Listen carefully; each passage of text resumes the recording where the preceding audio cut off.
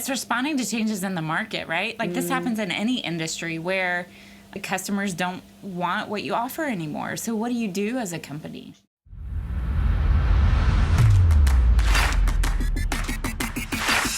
Welcome to In Demand Brand. Each episode, branding experts Vardeep Edwards, Jen Odom, and Jana Bramwell discuss tips, techniques, and insights that will help you build a strong brand presence that will get your business noticed.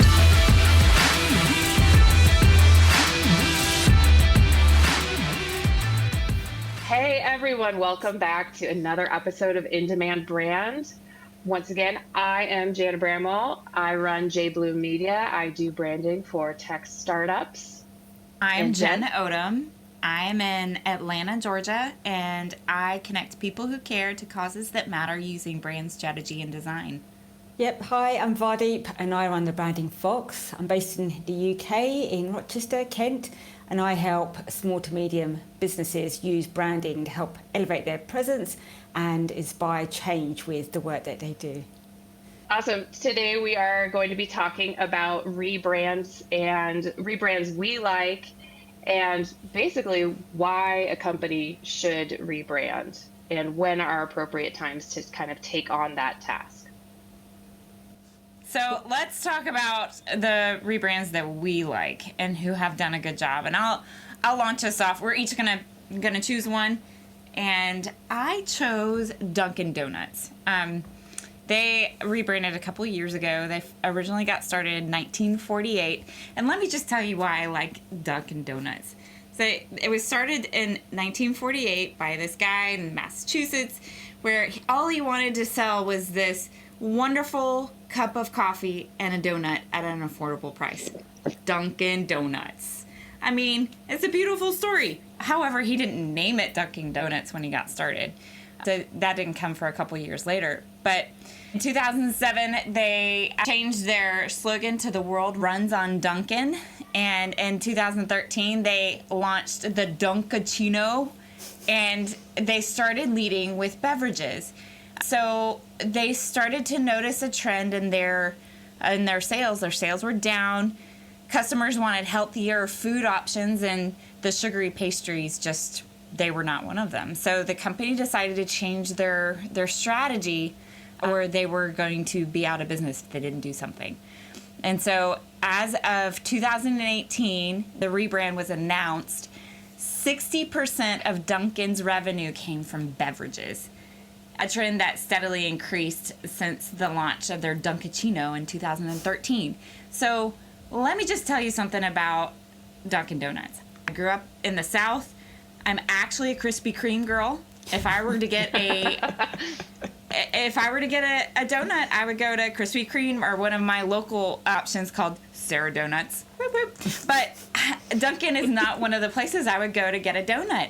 I tell you what I would go to Dunkin' for, and that's a hazelnut coffee, because there was a time, probably about 12 or 13 years ago, when I worked at the agency and they would do a coffee run to Dunkin' Donuts. I'm like, get me a hazelnut coffee. And it was amazing. You could put it in the microwave, and it was still a great cup of coffee. So Dunkin' Donuts, quite honestly, became known as a beverage brand for me. So in their rebrand, Dunkin' Donuts, the name no longer reflected the strategy that they wanted to continue with as they were going to grow the business. So they dropped donuts and simplified not only their product offering, but also the design of their stores so that they could serve more efficiently and they could serve with less employees, because with the labor shortage, they needed to be able to run the stores with less employees.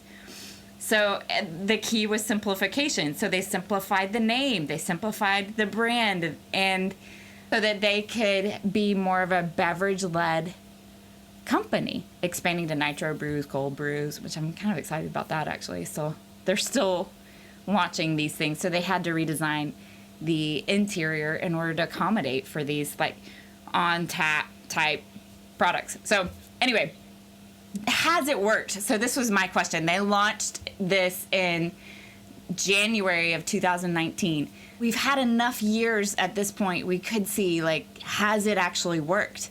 And yes, they're still in business. Their revenue is going up.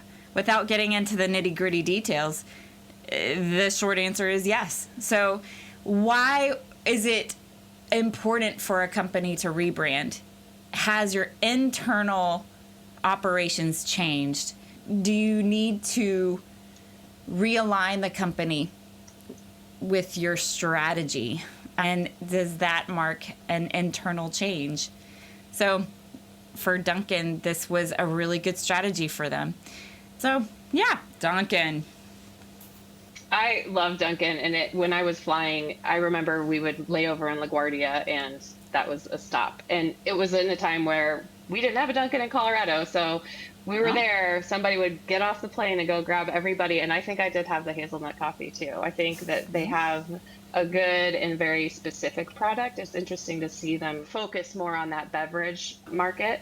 For sure. And I love the simplicity that they've gone with now and just kind of like shortening it right to Dunkin'. I mean, they're taking on giants like Starbucks, but it's made a difference. And they're focusing their company, their product line. They simplified their product line 10%. So not only are they offering donuts, but they're offering all kinds of other things on their menu. No, it's really interesting. I didn't know that actually about Dunkin'. I thought they were still Dunkin' Donuts, so it shows they're not quite been on my radar as a brand. But it also I think it really highlights the fact that you've got to be able to create a brand that is adaptable. You know, it's kind of nothing sort of set in stone, but I mean, I don't know what their purpose or what their core is and whether that's sort of stayed the same throughout this rebrand.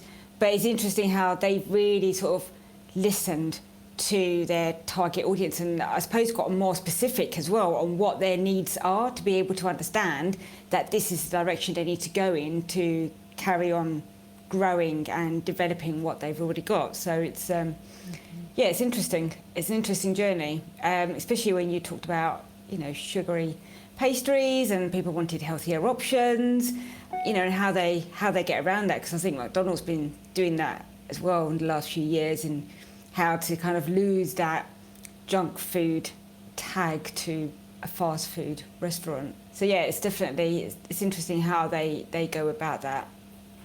And it's responding to changes in the market, right? Like this happens in any industry where the customers don't want what you offer anymore. So what do you do as a company? For Dunkin', that was to change their product offering, but not only to change the product offering, but also to change the way that they do business. And, you know, dropping the donuts completely from their name, that's been quite a big decision, actually. I mean, it must have been known as Dunkin' Donuts for, what, how many years has that been? So it's from 1950 to 2019, yeah. It's a long time. What a legacy, right?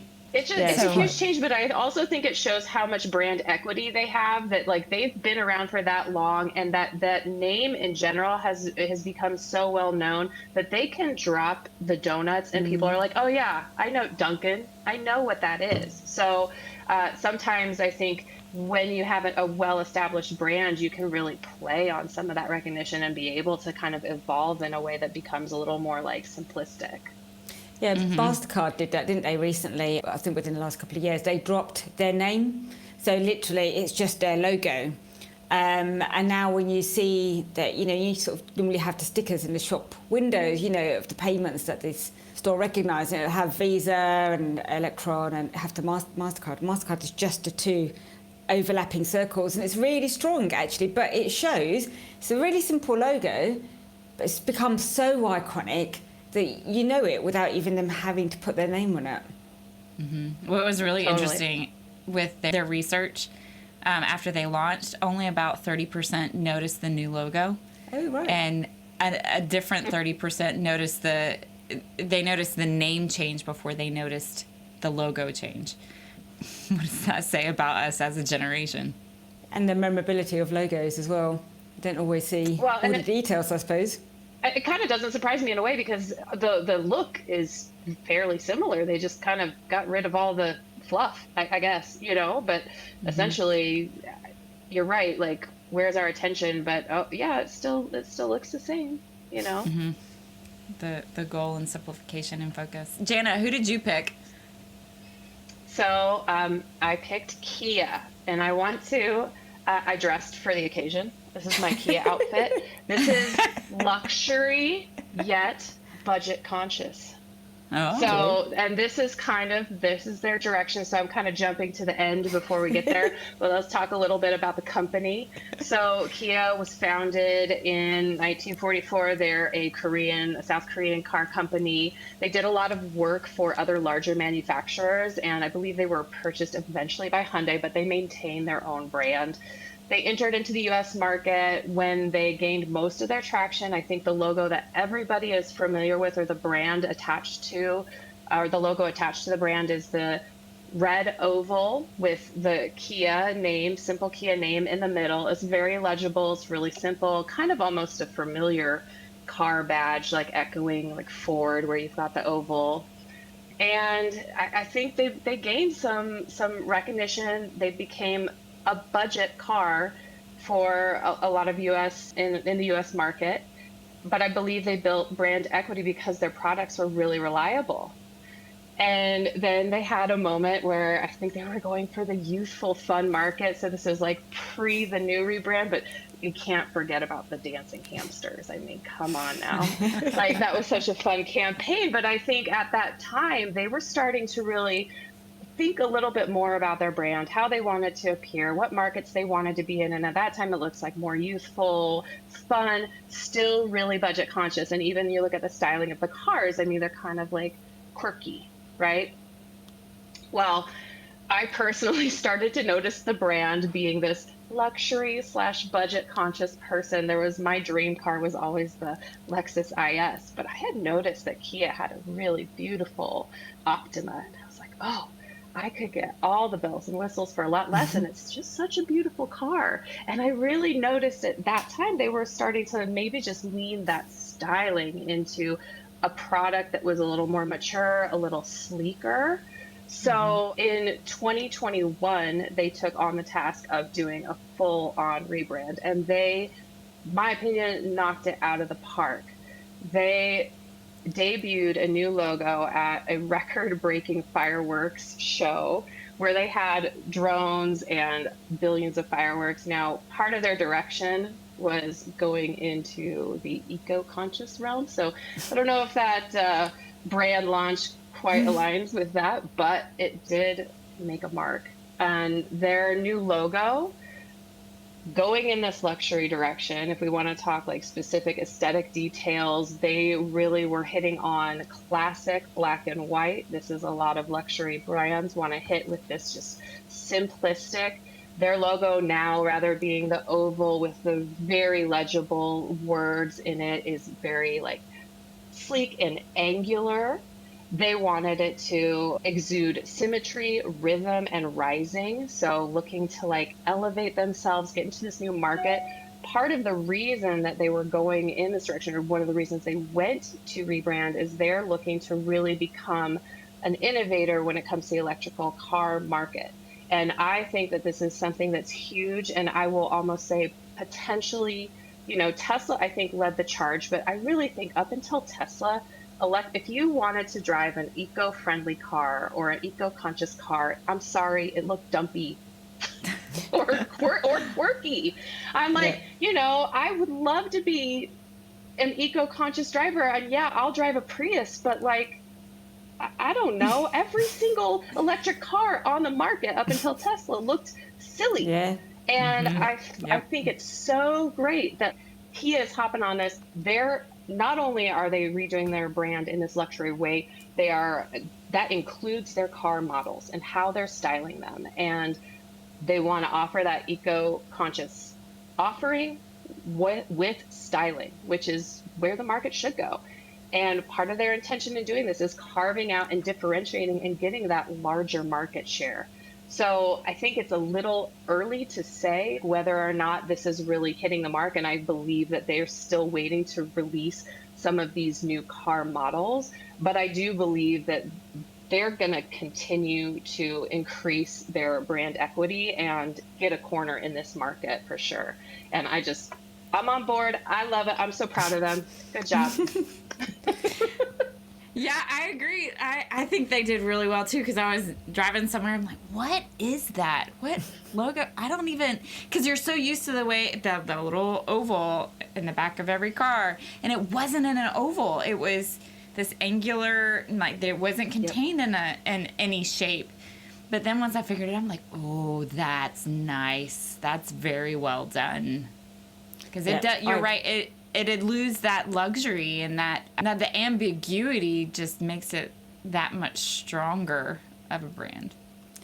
I think it's one of the car logos that I really recognise now. I think it took me a while to kind of warm to it.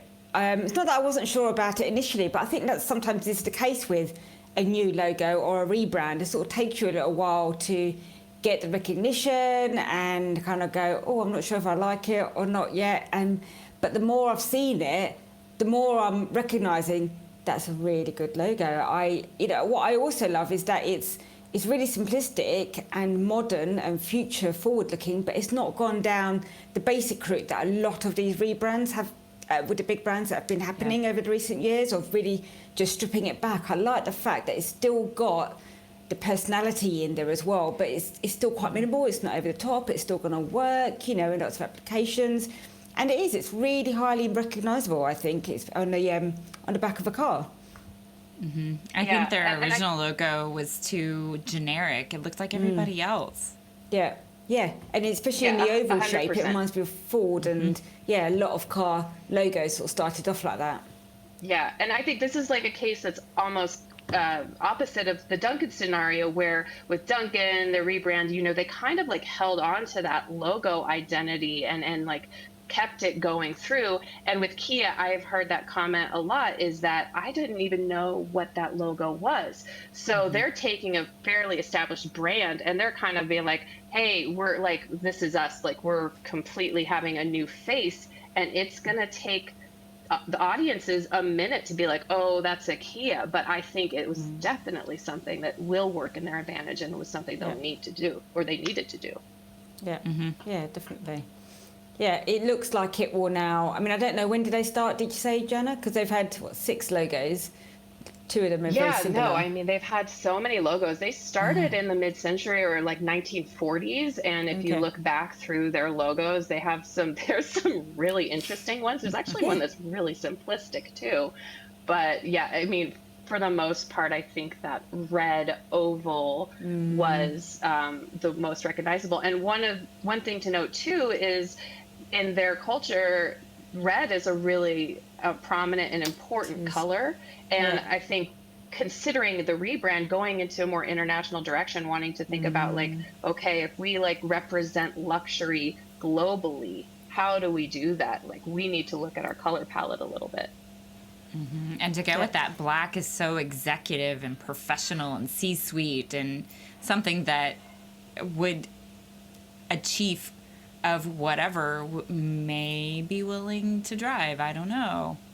Or maybe a CEO, or have that luxury piece without breaking the company bank.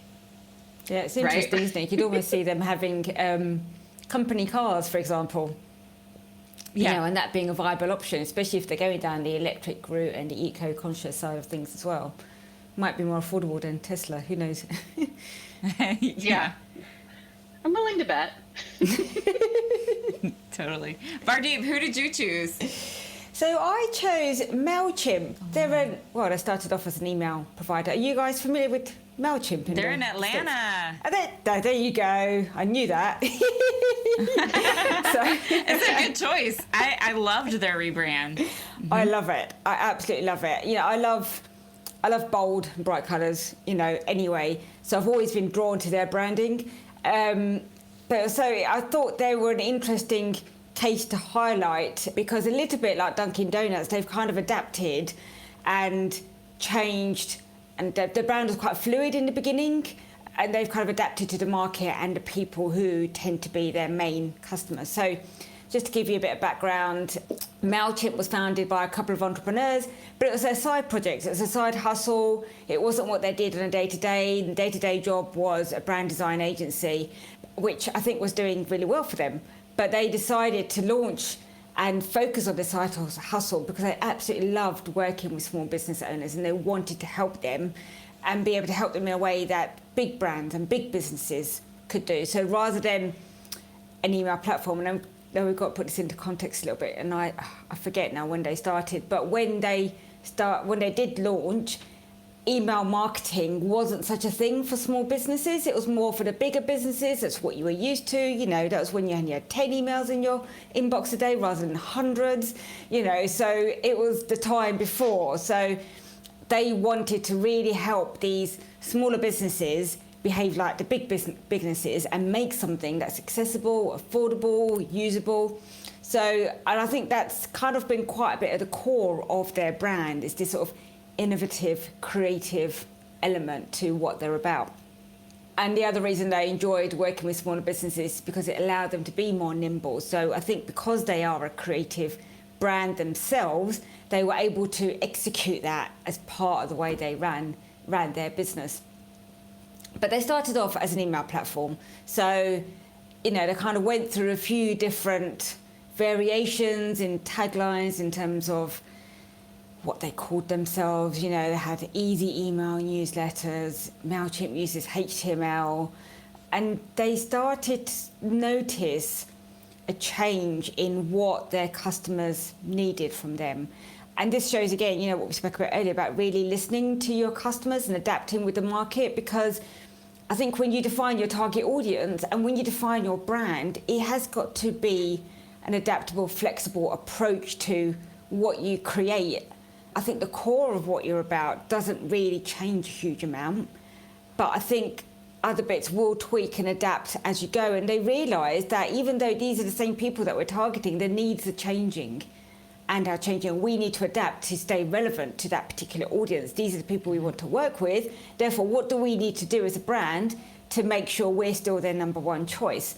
So they began to realise that these small business owners, as sort of small businesses and one-man bands and solopreneurs were taking off, that they were needing more than just being able to send email newsletters. It was more about building their online business and having some sort of marketing platform and building their brand. They might be selling products, they might be selling digital products or services, or needing to integrate other marketing elements like landing pages or websites or forms or surveys, even social media, which I think has been a much later sort of addition. So they began to experiment with some of their messaging and their marketing, and they started to call their tagline, along the more the lines of building your brand, sell your stuff. It still wasn't quite right. You could sort of see there was this process of the journey that they were on that hadn't still quite managed to be what it was. And then when they did do the rebrand, they wanted to focus on being a marketing platform for their target audience. And I forget now who did the rebrand. I'll have to check it again. But they went back to their original logo, which is this Freddy the monkey. So in the original sort of designs, it was quite illustrative, quite a lot of detail. He had a blue cap. And they basically stripped him back to being just a black graphic stencil type logo. They changed their lettering style from a script MailChimp to quite sort of solid, chunky, but still quite quirky element. And for me, the key is the bright yellow. That's what I remember from MailChimp now. And I just think it was brilliant because I don't think they've not changed the core of who they are, so they've really lent into their quirky style. They've got a monkey head as a logo, Yeah. Who does that? It just shows that they're innovative, they're creative, they're just doing their own thing. And yellow is such a non-web colour at all. You ask any sort of web accessibility expert, they're like, don't use yellow, it's not what you do. But they just went straight down, this is what we're about, we're sticking to our values, we're sticking to what we want to be known for, and it is, it's Bag's personality. They've got these really quirky, illustrative graphics and images that they've used throughout, and I just think they've done an amazing job because they stand out. For me, I think they're the first people that come to mind when people think about where to host their email marketing, even though they're more than just an email. That's where they started from. And I think that's also interesting, because I think you've got to start somewhere and be known for one thing first. Amazon was books, MailChimp is email, Apple was computers. And they've kind of gone back to the core of what they're about, and they still get remembered for being an email marketing platform, even though they offer so much more. And I just think they've done a really good job. And I like the fact that they stand out, compared to, I mentioned earlier about a lot of the simplified logos. They haven't gone down that road. They've stuck to their guns, and I think it's done them wonders, and they've become a very memorable brand online. I can remember when this this rebrand launched, and I remember something in me was just kind of heartbroken, because I love scripted fonts. Like, this was about the time when Instagram freshened up to their logo to make it tighter. Mackie Saturday doing that, and I loved that fun little script of MailChimp. So when they launched it, I was like, oh, they got rid of one of my favorites. But I'm with you on the color. Like, when they simplified their color palette to just the yellow, because yellow is a happy color. That's why Mickey D's has yellow. Yeah. It is because they want small businesses to feel empowered, and the process of running their marketing can be fun and easy, and that yellow does it. Yeah, absolutely. And what I forgot to mention is initially the rebrand wasn't instigated by needing a new visual identity. It was more about clarity of what they stood for. So that's the whole thing of just going back to the core and stripping back all the other iterations that they had or thought they should be doing or looking like. And I think that's really important when you come to branding, because you kind of want to keep that core, the essence of what you're about. And that's what needs to be communicated.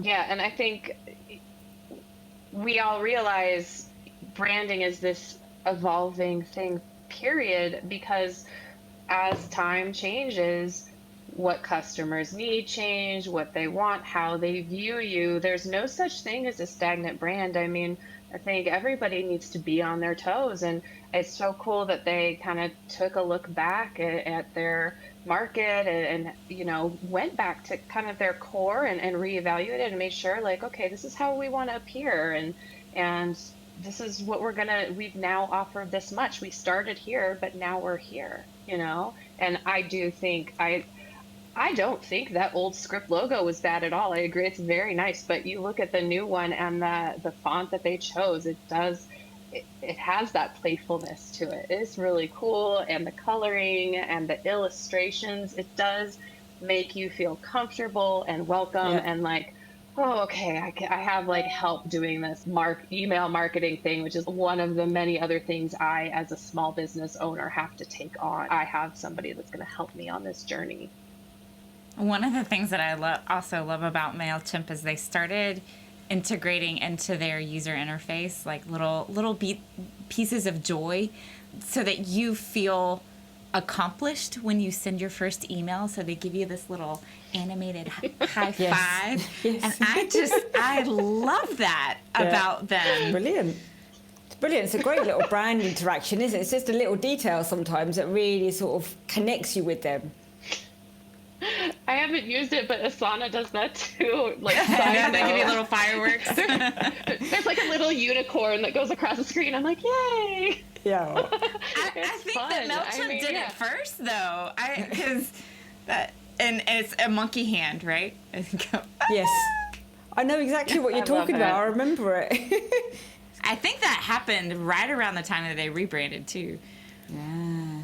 Maybe it was before that. It just goes to show you we're all human. We all need some little, like, good job, no matter where we are in life. Yeah. Like, please tell me I'm doing okay. Thank you. This is hard. Oh my gosh, doing marketing, all this stuff. I mean, there's just a lot especially when you're a small business owner. Like, it can feel overwhelming. So I appreciate any business that's going to give you a little, like, pat on the back. And it's a reflection of their personality, right? Like the quirkiness that you had also talked about. And about being that little cheerleader of, hey, you can do this. And so it's reflected in their brand. What if Kia were to do that? Like, that wouldn't make sense at all, because that's not a part of their personality. Yeah, absolutely. It's got a real fun element to it. So, I think, a lot of business owners be like, oh my God, I've got to do my marketing. It can be a bit of a chore at times, because something they know they need to do, but it's just a billion other things, that they also need to do. So just has that element of, okay, let's just make it a bit of fun then. Let's make it enjoyable. And I think they really get that across. That little element of delight. Yes. For sure. I mean, 100%. So we're looking at 3 different scenarios of reasons why it's a rebrand is important, and why a brand strategy can affect the business and the bottom line of a business. I think when are the best times for companies to rebrand? Like, when do companies really need to consider, okay, we should look at this and make some changes? So just to recap, for Dunkin' Donuts, they were simplifying their brand strategy so that they could grow and not die with the changes in the market. The customers didn't want sugary treats anymore, and so they simplified their menu and they simplified their name in order to change to take on more market value. And then Kia, they wanted to appear more luxurious, so they changed not only their logo but other things in their company in order to appeal to a different target market, because they wanted to take on a different piece of the market. So they rebranded in order to attract that market. And then for MailChimp, they wanted to simplify and get back to the basics. And so they got rid of a bunch of colors. They offered better solutions for their business owners, for their audience that they were looking for anyway. And then they brought in more of their personality, their original personality. So brand strategy, it affects the bottom line. It's not just about pretty logos and pretty colors. Brand strategy has to deal with so much more than that. I think the other thing to mention, though, is a rebrand can only really happen if you've got a brand strategy in the first place, because you've got to understand what's not working before you even consider a rebrand. So like you've said, if Kia need to attract this new global, luxurious but affordable type market, Dunkin' Donuts has been listening to, donuts has got a bad rap for being sweet food. But if you don't know what your brand stands for, what your brand is about in the first place, it's hard for you to begin to understand why you need to even rebrand. So yeah, it's the underlying sort of thread, isn't it? And I think that, we've been talking about a lot of really huge, well-known brands, especially in today's standards. But when it comes to our engagements with our clients, I see a lot of people, and I will call it a rebrand, but many people come, they've run their business for several years, they have an established brand or something that they've been using. Typically, it may just be more or less like their visual identity, but they've grown to a point where they know that they're ready to, I don't want to say be serious, but we need to level up. We're ready to level up. We're ready to really examine our market, really think about who we're talking to, what we're saying, on top of how we look. And a lot of times people I run into, they just started with their own DIY, and they're ready to work with a professional to kind of gather those thoughts and ideas and have somebody there to help interpret and guide them on that path, because it is such a task to try and see your own brand yourself, I think. Yeah. Personally, for me, it is, if I even look at my own, just having an outside opinion and somebody to help guide you, it's huge. And I think a lot of brands that are smaller can benefit in that way too. Because sometimes you don't know the gaps until you start looking at the details, just like you were talking about, Vardeep. And I think there is, like the Kia one example, and even MailChimp, feel like there's been iterations until the rebrand, and so there'll probably be another one, in so many years' time, I imagine, because the markets or the audiences or the needs might change. So be interesting. It's interesting to view it like that as well, isn't it? Rather than it being one major rebrand, it's sometimes steps, isn't it? And some of that might be, I think rebrands are generally well, in these cases anyway, it's been when they've had to look at the whole brand as a whole. But some of those iterations before then, it's been just a messaging piece. Or maybe we're just going to change our logo, or we're just going to have a look at our tagline rather than the whole thing. So it's interesting. Don't think sometimes it is a little bit of a process, isn't it, to kind of get to that point going, do you know what, we just need to look at everything now. Mm-hmm. Mm-hmm.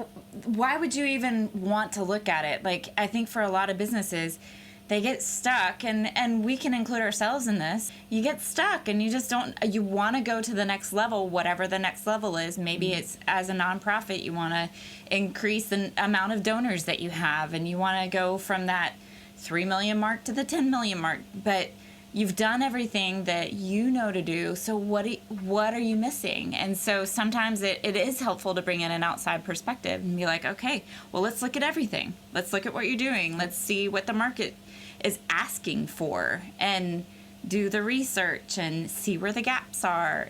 And then how is that reflected in your verbal and your visual identity? That's brand strategy. And it always is this dance between company and customer. Mm-hmm. Really. I mean, like, that's it. It's that connection. It's that relationship. And how do you either foster more of what you've got going or reach out to a different connection, within your brand. But yeah, it's examining those two pieces quite a bit. Man, what a great conversation. This was great. So I'm going to wrap us up. And so I'm going to wrap us up with a random question. You see, I have a 12-year-old, and we are having all kinds of discussions about outfits nowadays. What's trendy? What's not? Mom, I don't want to wear that. And so what do you want to wear? Well, let's take a look. So what I want to know from you, too, is what is that piece that you wanted in your closet that your parents were like, ooh? And why? Like, why did you want to wear it? Like, what was that one thing? Because we're not exactly the same age, but what was that trend you wanted to follow? Vardeep, you go first. Okay. So what springs to mind is not fashionable at all. And I wonder what your take is on it, but it was a shell suit, and I remember wanting one when I was in high school, and oh my God, it was awful. It was so awful. I don't know how that ever became a trend, and it's just got that swish, artificial, plasticky type material. It's just awful. It's so bad. I have no idea how it became a fashion trend, but that was it. That was the thing you wanted. Top and bottoms, bright colours with lines like this, the stripes. Oh, yeah. So bad. It was so awful. They were comfortable, though. Did you? I didn't know what it was. I'm like, oh, I know what that is. Oh, that's cute. Yeah, I can remember buying those for my 80-year-old grandmother. Like, that's what she left me. I wore them too, though, so I don't know. So wait, Vardeep, did you get one, or you wanted? I got one. Yeah, I had a purple one. I can't remember what colours the stripes were, but yeah, purple top and bottoms. Baggy as well. They're not even flattering in the slightest. Just give it a couple of years, it'll come back. Jana, what was yours? Oh no, we'll see it. We'll see it for sure. Well, I was debating on what story to tell. I was a little rebel. No surprise there. I loved like the Jinko jeans, crop tops, all that fun stuff. Kind of not clothing related, but when I was 17, I was at a summer camp, and I ended up getting my tongue pierced and hiding it from my parents. And then eventually they found out, because I don't know, you'll see it. And they were not very happy, but I basically was like, well, I'm going to be 18 in a couple months, so you're just going to have to stay with it. But I continued this trend into college to the point where I had hardware other places, and my dad nicknamed me Ace Hardware. Wow. How did you not think they were going to find out? I don't know. Yeah. Maybe I didn't know, and then I maybe didn't care. I don't know. I loved the Z Cavarici pants. It's like the combination between it has all the zippers on it. The zippers are coming back. I actually really liked that trend. But it was the combination between those and the parachute pants, and the parachute pants are coming back. So what's the difference between them and cargo pants? Because are they baggier and have loads of zips?